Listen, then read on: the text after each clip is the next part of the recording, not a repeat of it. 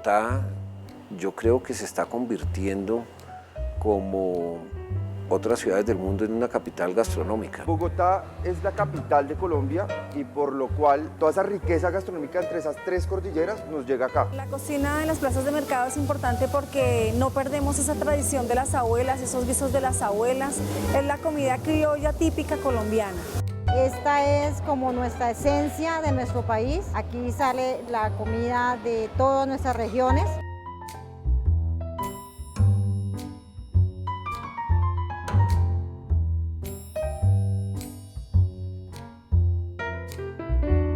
Una plaza de mercado, como que si uno entra y le da toda la vuelta, uno podría describir toda nuestra cultura como colombianos. Son los centros de acopio, una ciudad como Bogotá que llegan los productos de diferentes regiones de Colombia. Pues definitivamente son el sitio donde uno puede tener acceso a muchos productos de una muy buena calidad todavía.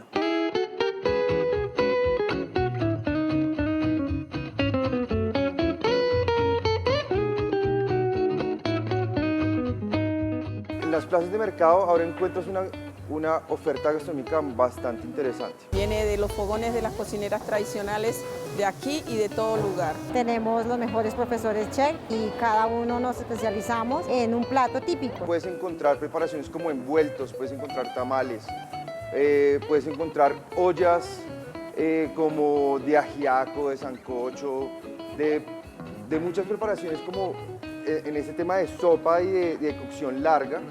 Es una cocina donde vas a encontrar sabores artificiales, es una cocina de raíces. Mazamorra chiquita, sopa de pasta, consomé de pescado, frito, pasta, crema, cubios, verdura mixta. En todas las plazas de mercados de todo el mundo siempre hay ese tipo de cocinas, restaurantes dentro de las plazas de mercado, y yo creo que la importancia que tiene eso es que la gente relaciona esas cocinas con la calidad del producto, con la frescura del producto, es lo que está llegando a la plaza de mercado, es lo que está llegando todos los días, es la materia prima fresca.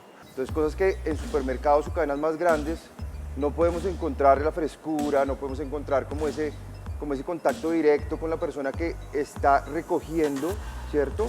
Y la está vendiendo directamente a uno.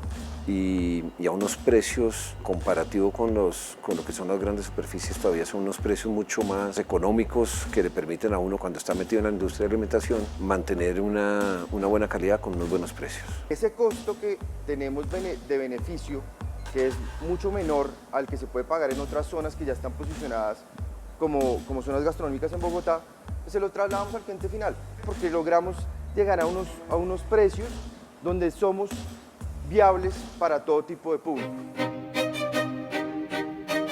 Podemos encontrar de la comida típica colombiana la de todas las regiones del país, desde arriba de La Guajira hasta abajo al Amazonas, platos bien preparados típicos con recetas muy antiguas.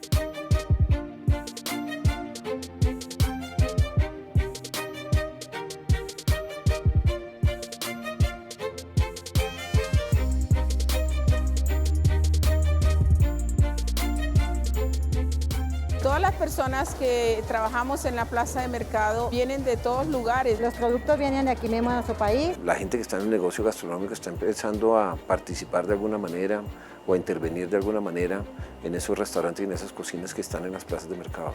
Entonces uno puede encontrar algunos proveedores que le pueden dar a uno productos que no se encuentran en las cadenas o en temas comerciales. Por ejemplo, yo tengo una proveedora aquí en la plaza del 7 de agosto y yo la llamo y le digo: Marina, consígueme cocos de tal tamaño, con tal frescura, con tales especificaciones. Ella me los consigue, cosa que yo no puedo hacer con cadenas grandes. La cocina en las plazas de mercado que no se encuentra en otro restaurante es esa autoctonía que tiene la comida criolla. Es ese plato que es como si fuera en casa, en el campo, en hoja, en vasija de barro. Eso que le da el sabor y que le da la presentación que es nuestro. El desarrollo gastronómico que hay en Bogotá o en Colombia particularmente es un desarrollo gastronómico internacional, donde nosotros, que estamos en la industria de alimentos, hemos buscado son muchas opciones internacionales y estamos trayendo todas esas opciones a Colombia, pero se nos está olvidando lo que es realmente la cocina colombiana, lo típico. Aquí no tenemos congeladores, como los espacios son muy pequeños, no tenemos cuartos fríos para almacenar nada. No es nada reposado, es todo al día. En las plazas de mercado vas a encontrar tradición, en las plazas de mercado vas a encontrar todo lo que es lo natural, no vas a encontrar nada más y vas a encontrar toda la experiencia vivida de muchos años de estas mujeres.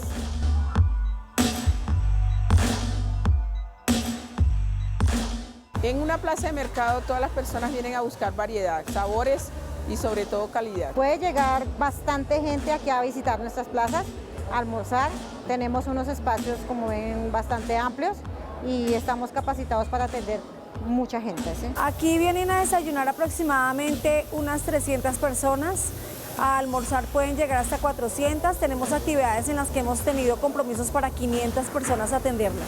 El plato que más me piden a mí aquí son los huesos de marrano, las sopas mazamorra, los puchucos. Eso es lo que más la gente consume aquí en mi restaurante. Guiso de cola, cocido boyacense, que más le digo, pescados. La gente viene mucho por los pescados, sobre barriga. Para mí el mote de queso, el ajiaco, la cocina como son el sancoche de pescado, vas a encontrar todo lo que es Colombia en un solo momento. Yo creo que la importancia de las plazas de mercado en esas cocinas es precisamente eso, que mantienen la tradición, que mantienen las recetas originales, que mantienen los platos originales, y eso pues es una forma de mantener la cultura y mantener la tradición de un país como Colombia, ¿no? Hay punto de información de dónde viene la materia prima del plato, de qué región. Claro, se le explica al cliente, especialmente al extranjero que no conoce el producto. Lo que más gusta de las personas que vienen a las plazas es como el sazón de nuestro país, ¿sí? Aquí que cautive a la gente internacional, la bandeja paisa y los pescados. Gente que viene a pedir bastante comida picada, se ofrecen, les gusta mucho esos platicos fuertes con grasita. ¿Por qué es importante mantener las tradiciones? Porque la comida de las plazas de mercado es muy casera. La verdad, este legado de la cocina me gustaría mucho dejársela a una de mis hijas. Los cocineros o las cocineras que están en la plaza de mercado, eso es lo que han venido haciendo generación tras generación, son personas que siguen transmitiendo de una manera muy real la cocina típica colombiana, la gastronomía colombiana, que muchos que estamos en la industria de alimentos se nos ha olvidado. Hay gente que incluso viene a que les dé uno cursitos de comida colombiana.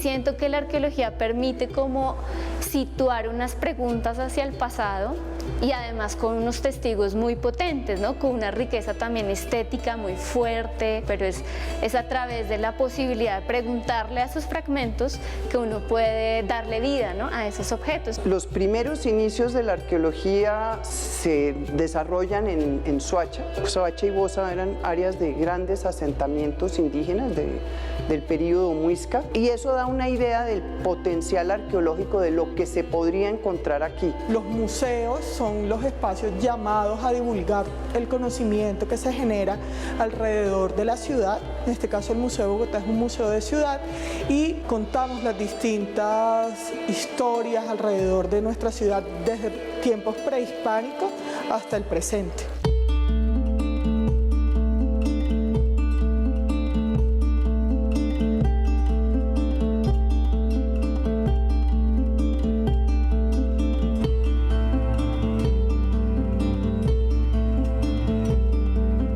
Iniciamos un poco hablando de esos hallazgos arqueológicos que nos brindan información sobre los primeros habitantes que tuvo el territorio que conocemos como Sabana de Bogotá. Se pueden hablar de los restos más antiguos o de los vestigios y contextos arqueológicos más antiguos que se ubican tanto en Usme, en Bosa, en Fontibón, en Suba.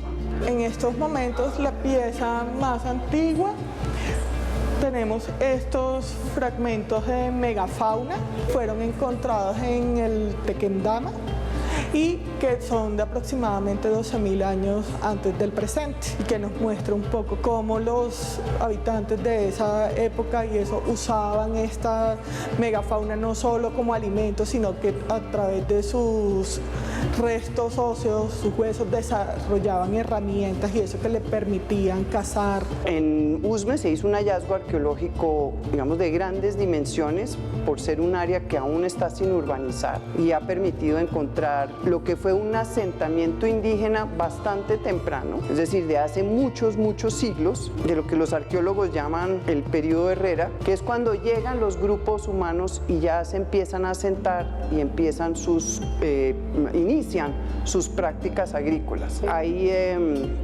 evidencias de las casas donde vivían los indígenas y debajo o cerca de ellas los entierros de sus muertos. Es decir, es un sitio en donde hoy todavía se evidencia esa coexistencia de la vida y la muerte. En la sala encontramos fragmentos de megafauna que habitó la sabana hacia el 12.000 antes del presente. Tenemos piezas muiscas, tenemos piezas que los grupos que habitaban este espacio ofrecían como ofrendas a sus dioses.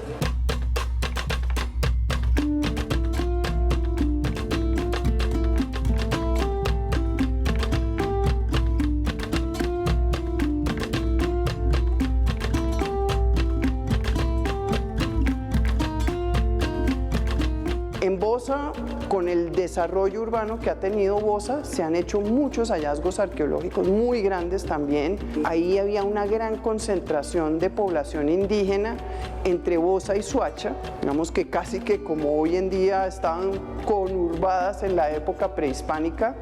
Y también de unas características semejantes a los de Usme. Hoy en día no hay vestigios, hoy lo que encontramos pues son todas estas nuevas urbanizaciones, pero pues hay mucha información respecto a ellas. Es un debate amplio, por supuesto, ya que hay muchas comunidades que se reconocen como oriundas de territorios donde generalmente ocurren los hallazgos arqueológicos. Es un proceso también de mediación, ¿no?, entre quienes están haciendo un trabajo que tenga una motivación científica, académica, divulgativa, y aquellos quienes habitan ese territorio. En Fontibón es muy interesante, se hicieron dos hallazgos, uno en la excavación en la plaza frente a la iglesia de Fontibón, se hallaron algunos restos humanos enterrados que aparentemente pertenecen es más a las costumbres de entierros que se hacían en la época colonial. Pero adicionalmente, Fontibón es un área de Bogotá muy interesante, dado que está al margen del río Bogotá y el terreno en esa zona de esta área de Bogotá está casi que por debajo del nivel del río. Entonces, en las épocas de lluvia se inundaba mucho. Por ese motivo, los indígenas hacían unos canales, excavaban la tierra para poder drenar esa agua, para que se saliera, para que se desinundara. Pero quizás en algunas épocas del año o algunas épocas era mucho la inundación y por más que hicieran canales no se drenaba, y ahí se encontró una ofrenda en una vasija de barro con unos tubos de oro, posiblemente un ofrecimiento de esa agua, posiblemente como una rogativa para mejores cosechas, para en futuras, etc. En una de las nuevas salas del Museo de Bogotá, Territorio de Agua, vamos a poder encontrar múltiples acercamientos alrededor de este recurso de la ciudad.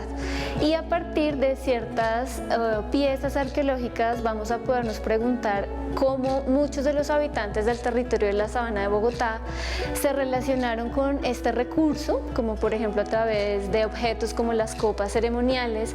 Podríamos imaginar cómo el agua era para muchos habitantes, como los pueblos muiscas, un elemento que permitía definir su identidad, ¿no?, generar, redondear esta idea de mito de origen, y que tenía, digamos, unos puntos geográficos específicos como el Salto del Tequendama, ¿no?, tan icónico dentro de esta zona.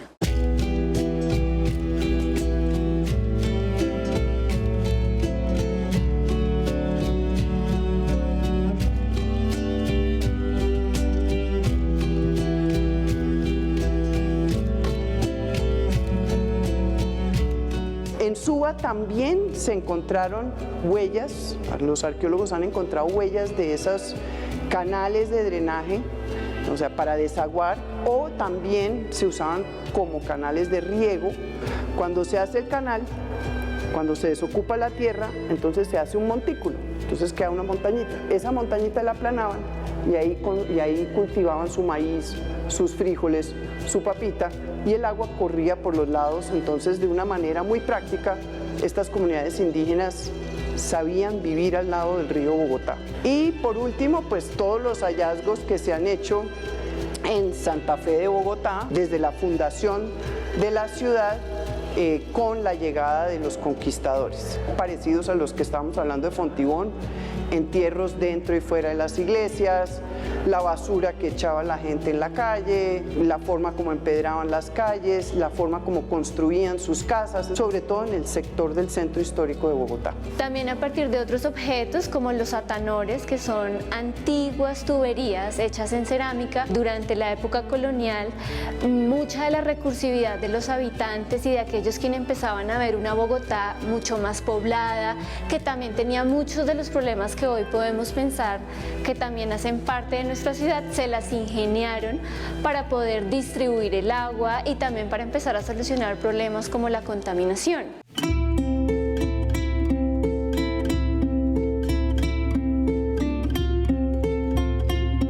Las investigaciones arqueológicas ya en lo que es el centro histórico de Bogotá se inicia, hay dos puntos. Uno, cuando están como construyendo también algo en el área del barrio Belén hacia 1930, pero eso sí es un arquitecto, historiador, le reportan el hallazgo de unos entierros, pero no se tiene mayor información. Y el otro trabajo arqueológico interesante de la década de 1960 es el de Luis Duque Gómez en la iglesia de Santa Inés, que fue demolida cuando se amplió la carrera 10ª. ¿Por qué era importante excavar ahí? Porque ahí estaba enterrado el sabio Mutis.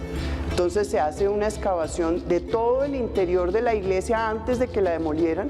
Los interiores de la iglesia y las plazuelas o el atrio enfrente de la iglesia eran los sitios donde se enterraban durante la época colonial a toda la gente de la población.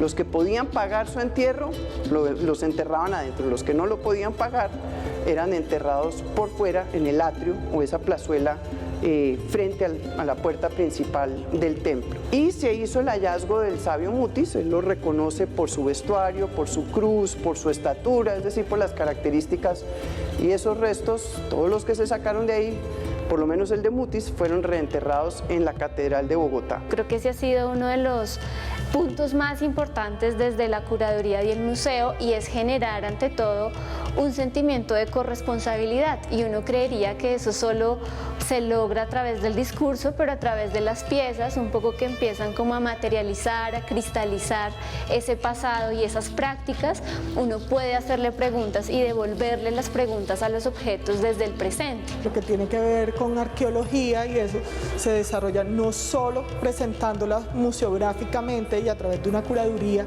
que se desarrolló, que es todo el ejercicio investigativo alrededor de esas colecciones o piezas que se exponen, sino también contamos con un área educativa que se encarga de desarrollar distintas actividades que permiten acercar a la población a la historia de nuestra ciudad y a estos restos arqueológicos que tenemos en el museo.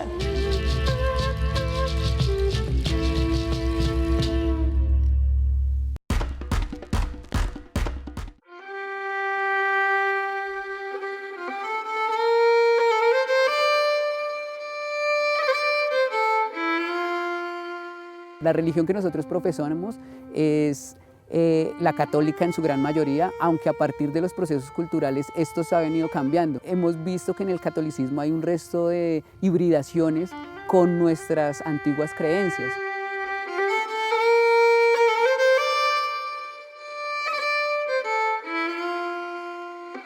Pertenecemos al pueblo muisca, que se ubica precisamente en estas tierras. Suba se convirtió en urbana hasta 1954 y hasta 1980 es que llega a la ciudad propiamente dicha, a ser la Suba que hoy conocemos como una ciudad gigantesca. Antes de eso pues era un pueblo con muchas creencias y esas creencias también se vinculaban un poco con lo católico, pero también un poco con nuestras propias visiones. Los rituales más importantes que estamos realizando actualmente son 4, que son 4 periodos del año que nos van marcando el tiempo en el que estamos viviendo.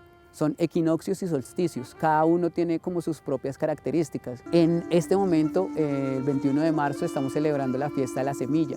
Es una fiesta en la cual se le solicita al espacio, se le solicita a los astros que la semilla crezca y se reproduzca. También tenemos los solsticios, que es en junio y en diciembre, 21 de junio y 21 de diciembre, en los cuales se marcan 2 periodos bien importantes. Uno, el tiempo del no tiempo, un tiempo de descanso de la tierra, un tiempo del descanso del cuerpo en el 21 de diciembre, y el 21 de junio estamos hablando de la primera cosecha de maíz y de quinoa.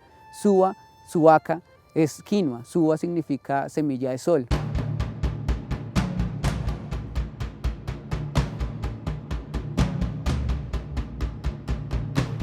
Nuestras prácticas rituales tienen una característica que estamos ofreciendo todo esto a la Madre Tierra. Se lo estamos ofreciendo a la Hishawaya, se lo estamos ofreciendo a Chipawasue, que es nuestro Padre Sol, se lo estamos ofreciendo a Fiba, que es el viento, se lo estamos ofreciendo a Zie, que es el agua, y se lo estamos ofreciendo a Gata, que es el fuego.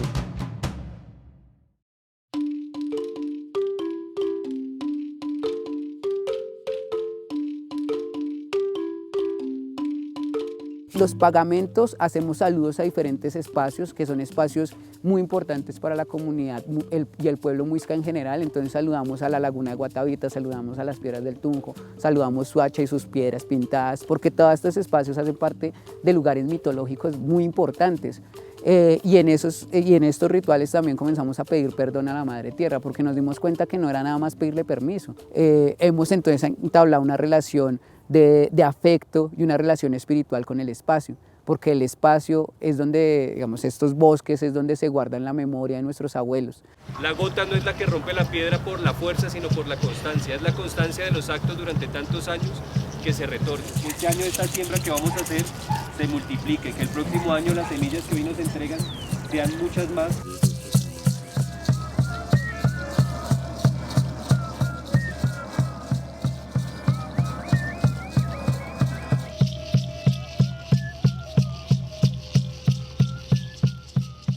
El uso de las plantas que nosotros hacemos tiene una relación muy fuerte con con la fuerza y con el espíritu que cada planta tiene. Cada planta tiene un espíritu, tiene un poder. Ese poder pues, nos hace conectarnos con los espacios. El tabaco, osca en lengua muisca, es una planta importantísima porque es la que liga con la tierra, es la que nos ancla a la tierra. Las plantas que utilizamos hoy en el ritual eran las 7 plantas amargas. Las plantas verdes que se vean ahí frescas eran plantas amargas que pues cada una tiene su intención, pero todas en conjunto tienen la intención de limpiar, digamos, nuestra propia energía, la energía del espacio.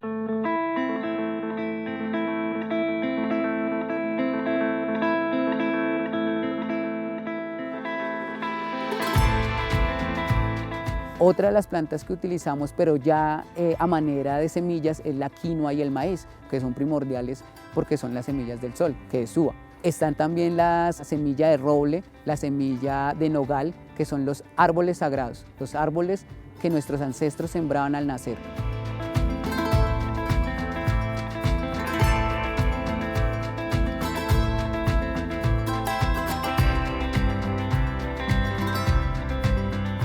La introducción de la religión judeo-cristiana en nosotros transformó mucho el pensamiento. Por una parte, en la época en que llegaron los españoles, el momento en el que existía la Inquisición, el momento en el que existía pues toda una serie de procesos para adoctrinar y para transformar las mentalidades, comenzaron a ver como paganismo lo que hacíamos frente a la naturaleza.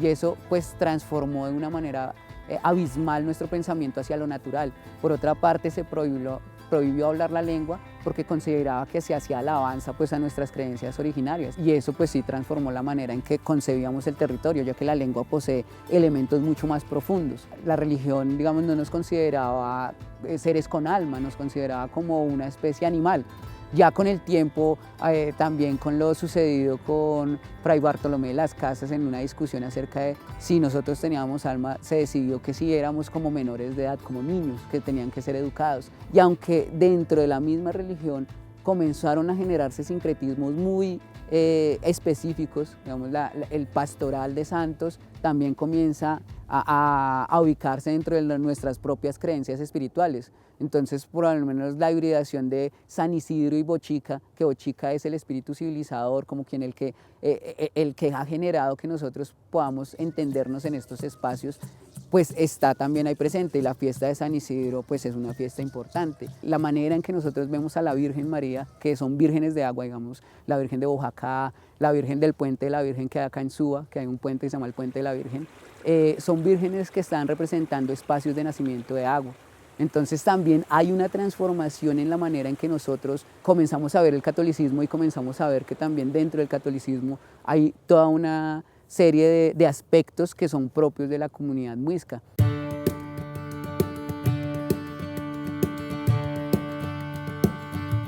Pues actualmente no todo el mundo es católico, también hay muchas personas que han comenzado a tener una visión crítica frente a lo religioso y se han sentido más hacia el animismo, y entonces hemos comenzado a entender que todo el espacio tiene un espíritu, que cada animal, que cada planta posee también un espíritu, y que ahí es donde nosotros estamos generando esa relación, una relación de frente con cada uno de estos espíritus.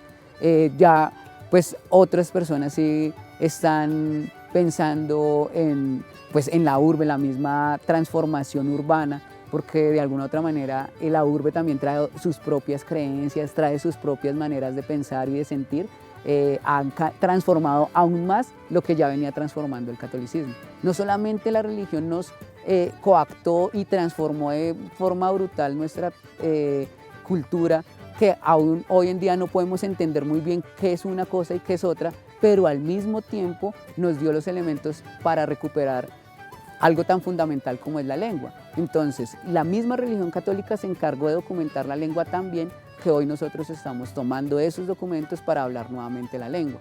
Entonces, sí es como una paradoja en la cual la religión transforma, pero al mismo tiempo da herramientas para volver. Lo que sí se cortó fueron las prácticas un poco ya más profundas frente a seres como Chiminigagua.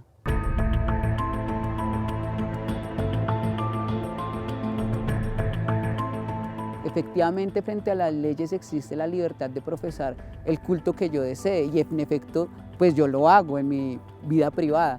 Sin embargo, pienso que el poder histórico de algunas concepciones éticas y morales y religiosas son pesos muy fuertes.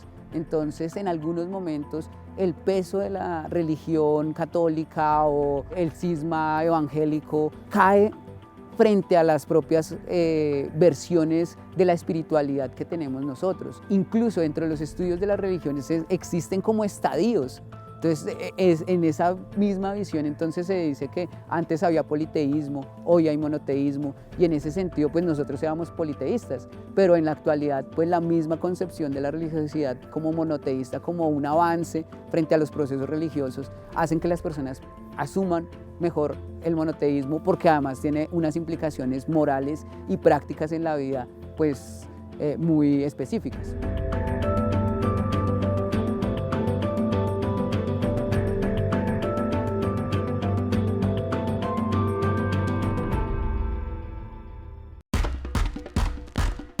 Cuando arrancamos este grupo éramos un grupo de pelados adolescentes sin idea de nada. No digo que hoy tengamos mucha más idea de las cosas, pero ya no somos adolescentes.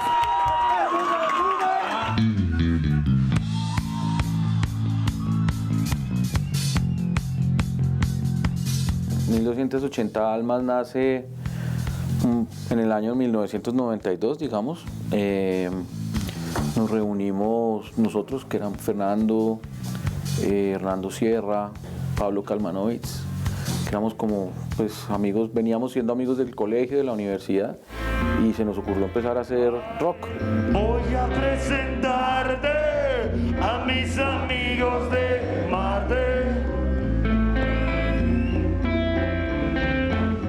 Tú tuve la oportunidad de conocer a algunos de ellos, la mayoría eran estudiantes de cine de la Universidad Nacional y estaban en la búsqueda de un sonido, estaban en la búsqueda de armar un grupo, ellos estaban buscando algo diferente y a mí el nombre me impactó muchísimo. El nombre es un pirateo de un libro que se llama igual en español, se llama 1280 almas en español, que es la traducción de un libro de Jim Thompson que se llama Pop to a Lady, o sea, como Population 1280.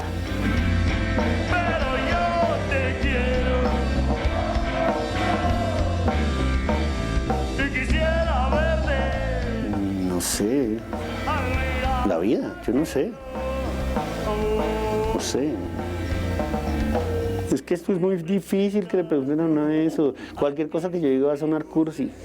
1280 almas es un proyecto que empezamos con mucha ingenuidad y sin muchas expectativas, ni ninguna idea de escalar a nada, ni...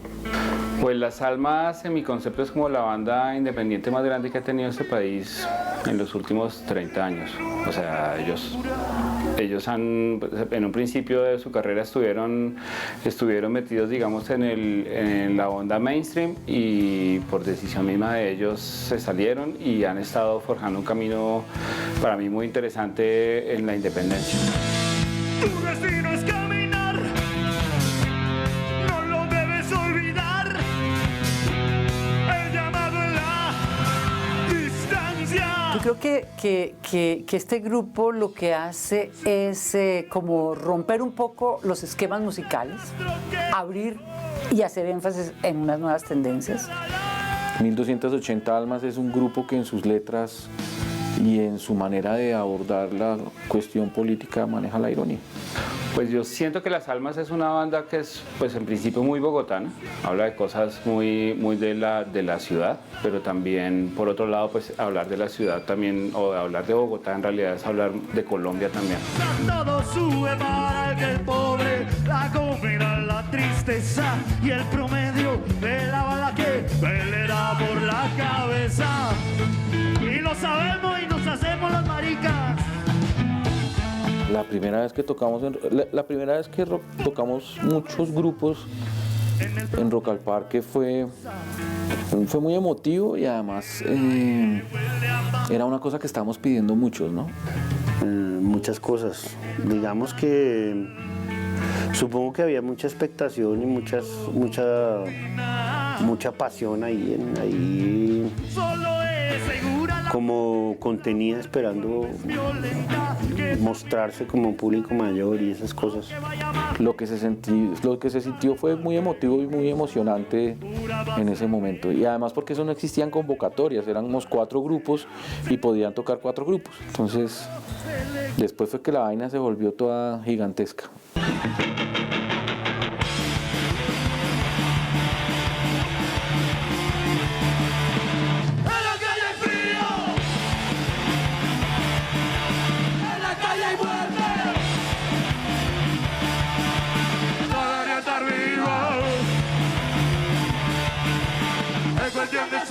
En Rock al Parque nos hicieron como una celebración a raíz de los 20 años, ¿eh? La Alcaldía Mayor de Bogotá, Bogotá Humana, Rock al Parque y todos ustedes le queremos desear un muy feliz cumpleaños a los 1280 almas con este cumpleaños feliz. Te deseamos.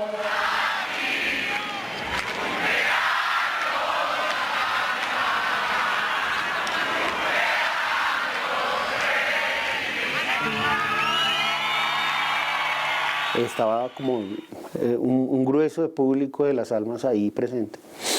Entonces creo que era un buen momento para hacer lo que hicimos. Y entonces en ese momento pues nos paramos simplemente y al frente de todas las personas que estaban ahí les dijimos a los directivos de Rock al Parque, queridos amigos, los queremos mucho, gracias por todo, pero por favor no nos vuelvan a invitar. Así fue.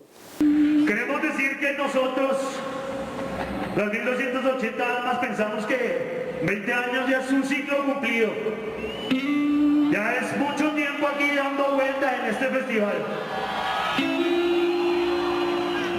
Y que queremos muy respetuosamente y con mucho cariño hacernos a un lado y pedirles que no nos vuelvan a invitar por favor a este festival con todo el amor y con todo el cariño, porque pensamos que para que un festival como este tenga sentido tiene que estar orientado a las bandas nuevas, pero queremos hacerlo sin arrogancia y con mucho respeto. Nos vamos, hoy no nos vuelven a ver por acá.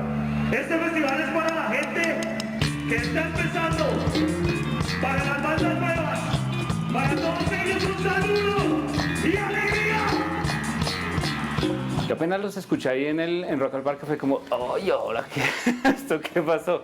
Pero claro que tiene mucho sentido también sabiendo la banda que son las almas. Yo recuerdo haber estado en la tarima, para mí fue una sorpresa grandísima.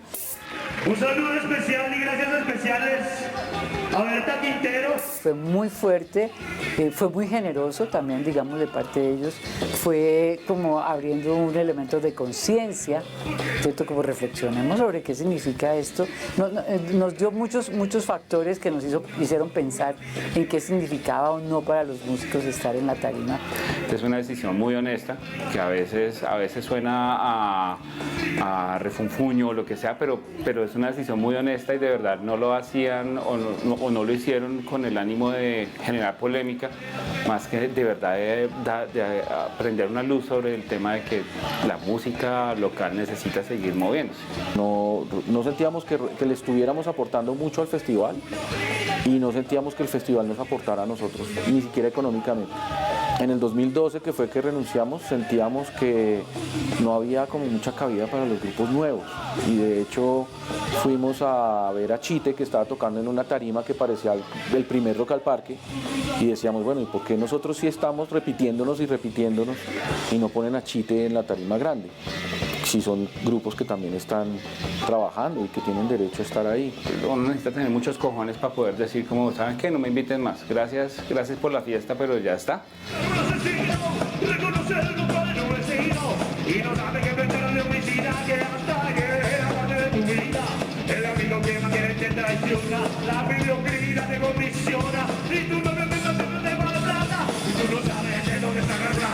A veces la gente lo puede ver como, y se ganaron la lotería y lo más loco que hicieron fue decir, ay, no, yo no la recibo. Sí, es como una cosa así, como les dieron un gran premio, no, yo no lo recibo. No, lo que pasa es que nosotros estamos haciendo otras cosas y no estar en Rock al Parque nos permite tener el espacio para hacerlas y además le permite a Rock al Parque también tener el espacio para traer otra gente. Porque pues no, tampoco se trata de ponernos en un plan de que estamos de pelea con nadie ni nada de esas cosas. De hecho, cuando dijimos que nos íbamos, lo dijimos en un plan muy agradecido y con mucho cariño, realmente con mucho cariño, pues porque el festival para nosotros fue nuestra casa durante mucho tiempo, pero es que ese era el problema, se había vuelto nuestra casa, ¿sí? Y que un festival se vuelva la casa de un rockero, pues eso es, o sea, los rockeros tienen que ir por ahí, por el mundo, no quedarse siempre ahí metidos en el mismo lugar y siempre ya, o sea, como volverse la orquesta de diciembre, mejor dicho, ¿sí? Precisamente no estar en Rock al Parque nos permite estar en otras partes y hacer otro tipo de cosas, ¿sí? A pesar de que son cosas muy grandes, por ejemplo, celebrar un cumpleaños de Bogotá en Julio Mario Santo Domingo y tener lleno total, o hacer parte de la curaduría de Festival Centro y poder participar tranquilamente en un festival que se está empezando a gestionar y que ha ido creciendo muy bien. Eso es más importante para nosotros que estar en la institución por Rock al Parque, porque igual se hacen muchas otras cosas. Sí, como decíamos el otro día, si nos pagan, no sé, 500 millones de pesos o algo así, tocamos, pero sería por puras razones absolutamente mezquinas y económicas, y se lo haríamos saber al público, claro está, pero no nos van a pagar eso nunca jamás, entonces pues no lo vamos a hacer, o sea, estamos tranquilos porque nadie nos va a ofrecer ese dinero. Esto es una despedida pequeñita, porque seguimos dándole duro para ustedes, ya lo saben. ¡Alegría!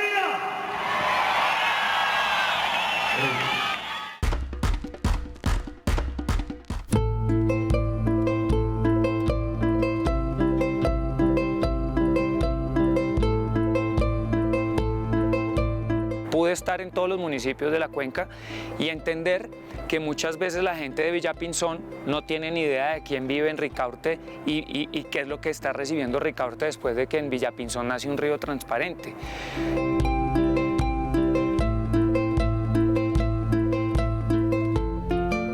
Al día en Bogotá se generan 15 metros cúbicos por segundo de agua residual.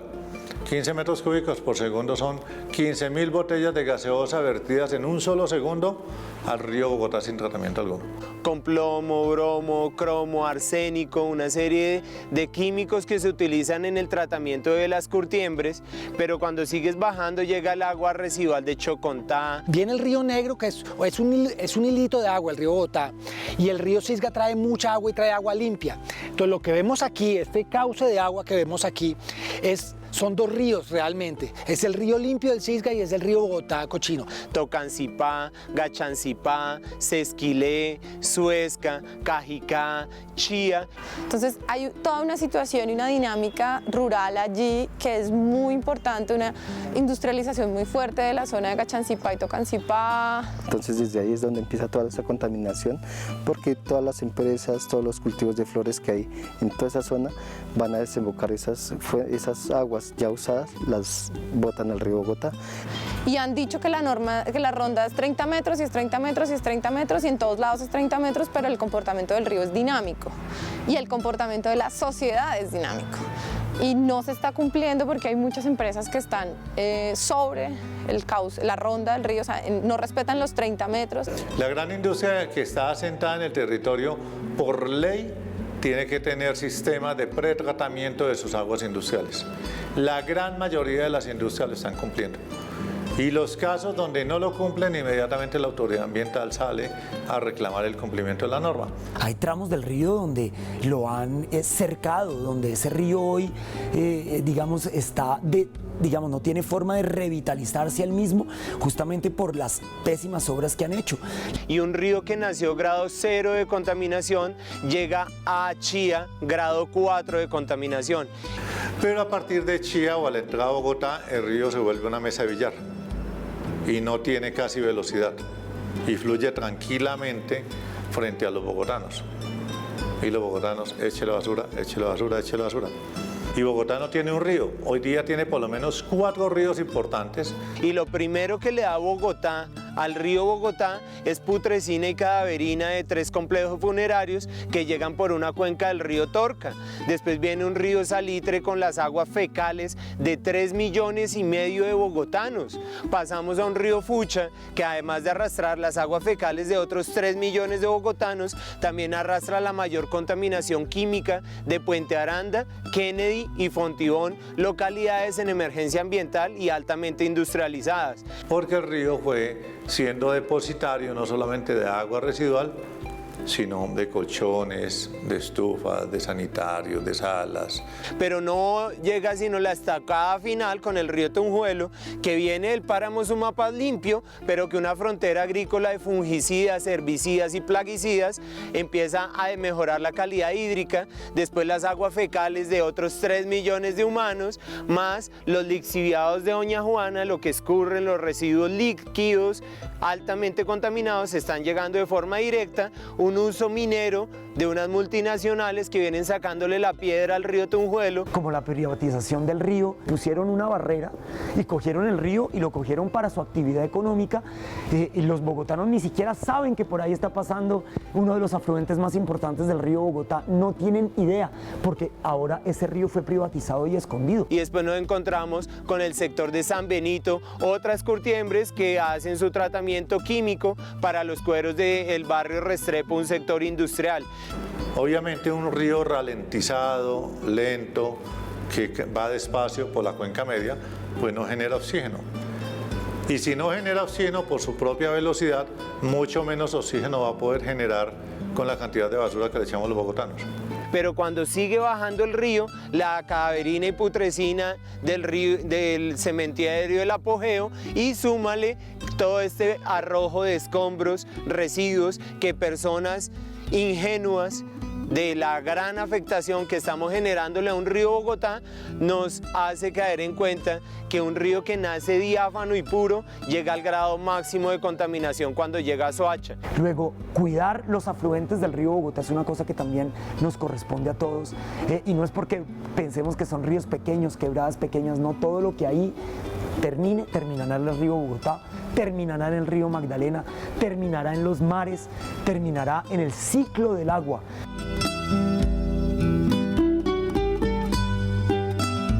Tenemos una ciudad que desde su propia creación nunca ha tenido solucionado el tratamiento de aguas residuales, que es la ciudad de Bogotá. Somos 8.500.000 habitantes. Desde los años 50 hasta hoy, solo hasta hoy estamos logrando entrar en la necesidad de solucionar a través de construcción de plantas de tratamiento lo que se genera de las aguas residuales domésticas que se causan en Bogotá. Se pensaba hacer la Petar Canoas, que está detrás de estas montañas, a partir de este año, pero por un asunto ilegal ya se retrasa y más o menos son 6 años en el proceso de construcción. Se pensaba que iba a funcionar a partir del 2024, pero yo veo que eso se retrasa. Pues un proyecto de tantos millones de dólares tiene que tener los ojos de toda la ciudadanía encima, obvio. Pero nosotros tenemos que propender para que el proceso se dé, no para frenarlo. Porque si no nos va a pasar como en el metro de Bogotá, todo el mundo jode y nadie hace nada y no tenemos metro. El tema de la Petar Canoas es una cosa realmente lamentable, ver toda esa maquinaria, toda esa tubería, todo lo que se hubiera podido hacer por el río y que a eso le esté creciendo el musgo y el fango por todos lados y que tengamos unas autoridades, pero también una ciudadanía absolutamente, digamos, indiferente a esta situación. Y finalizando la cuenca media, se le ocurre la gran idea a un exalcalde de motobombear las aguas altamente contaminadas del río Bogotá hacia el embalse del Muña. El Muña era muy agua transparente y había mucho pescado y nosotros pescábamos con anzuelos allá, o sea, pesca artesanal que hacíamos nosotros allá. Un embalse que era un sitio de descanso, que era un paseo de olla, que era la integración familiar, que habían deportes náuticos. Eso hace como unos 40 años, que fue la última vez que estuvimos pescando. Un motobombeo de aguas altamente contaminadas, afectando el goce a un ambiente sano, el goce a la vida y a la salud pública de más de 35.000 pobladores. Entonces, ¿con qué fin? Con el fin de que una multinacional represe el río Bogotá para generar energía y vendérsela al mismo Bogotá. Bueno, aquí hay problemas no solo de los hedores, sino de los mosquitos, sobre todo en las épocas de invierno, en las horas de la noche, ¿sí? El problema se ha minimizado un poco porque hay fumigaciones continuas, pero en gran parte los mosquitos no se producen tanto acá, sino en la zona de la laguna del Muña. Ellos llegan hasta acá porque estamos a 2 kilómetros de la laguna. Y al no tener peces ni ranas, que son los controladores naturales de las larvas de moscas y zancudos, entonces empezamos a entender que la afectación del agua, además de perder un patrimonio biológico de fauna, también se está constituyendo en la proliferación de vectores que afectan las condiciones de calidad de vida de todos los habitantes de perímetros cercanos a ecosistemas estratégicos. Entonces, la pregunta que yo les hago a esas empresas es ¿por qué no se han hecho cargo de los pasivos? Y cuando hablo de pasivos es la deuda ecológica que tienen con nosotros, porque nosotros somos víctimas de ese pasivo. El pasivo lo asumimos nosotros como habitantes de la ribera del río Bogotá. Estamos en el charquito corrimiento número 2 de Soacha. Estamos en la cuenca media del río Bogotá, a 5 kilómetros del Salto de Tequendama. Yo vivo hace 57 años desde que nací y el río era transparente. La espuma es como los residuos de los detergentes más todos los productos químicos de la zona industrial, y lo que hace es como una capa superficial que impide que se oxigene el agua y se dañe mucho más, pero hay enormes desventajas. Yo agregaría, además de los olores y los hedores y las enfermedades pulmonares y de la piel, agregaría algo que a veces no se tiene en cuenta, que es la desvalorización de los predios de todo este sector de la orilla del río, por lo que están en zona de amenaza y de riesgo, ¿sí? el Salto del Tequendama tal vez es el lugar a donde llega el río Bogotá con la mayor concentración de inconsciencia, llamémoslo así, ¿no? Un río así enfermo, abandonado. Pero en el Salto del Tequendama, Bochica cogió un palito y abrió el salto, y a partir del salto tiene una gran caída que son de 300 metros, 400 metros, y desde ahí comienza a bajar a una muy buena velocidad por toda la provincia del Tequendama y luego por la provincia del Alto Magdalena. Y esas sinuosidades y esas bajadas fuertes aceleran la velocidad, y al acelerar la velocidad el mismo río se va autodepurando. Pero es tanta la contaminación que no se autodepura plenamente.